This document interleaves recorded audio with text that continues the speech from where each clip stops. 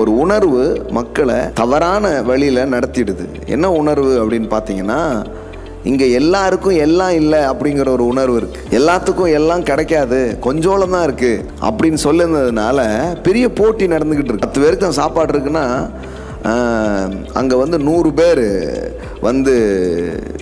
உட்கார்ந்துருக்கும்போது, so 10 பேருக்கு தான் சாப்பாடு இருக்குது அப்படின்னா பெரிய போட்டி உருவாயிடும் பாருங்களேன், 100 பேர் இருந்தாங்கன்னா. ஆனால் உண்மை என்னன்னா, எல்லோருக்கும் இங்கு எல்லாம் இருக்கிறது என்பதுதான் உண்மையான ஒரு காரியமாக இருக்கிறது. இதை நீங்கள் முதல்ல நம்பணும். எல்லாருக்கும் எல்லாம் இருக்கு, இல்லைங்கிறதே ஒரு பெரிய பொய். சத்துரு அந்த பொய்யை விதைச்சி யாரை நம்ம பார்த்தாலும் அவனை ஒரு போட்டியாளன் மாதிரியே பார்த்துட்டோம். யாராவது வந்துட்டாங்கன்னா, இவன் எங்குள்ளதை எடுத்துகிட்டு போயிட்டா என்ன பண்ணுறது, ஏன்னா என்னுடைய பிஸ்னஸ் இவன் எடுத்துகிட்டு போயிட்டா என்ன பண்ணுறது, என்னுடைய ஆத்துமாக்களை இவர் கூட்டி போயிட்டாருன்னா என்ன பண்ணுறது. ஆமாம், ஒரு இன்செக்யூர்டு ஃபீலிங்கில் தான் மக்கள் என்ன பண்ணுறாங்க, வாழ்கிறாங்க. ஒரு பாதுகாப்பற்ற ஒரு மனநிலை அவங்களுக்கு இருக்குது. என்னென்னா, இல்லைங்க, கடவுள் ஒரு நிறைவான பூமியை அவர் உண்டாக்கியிருக்கிறார், அதில் குறைவு ஒன்றுமே இல்லை.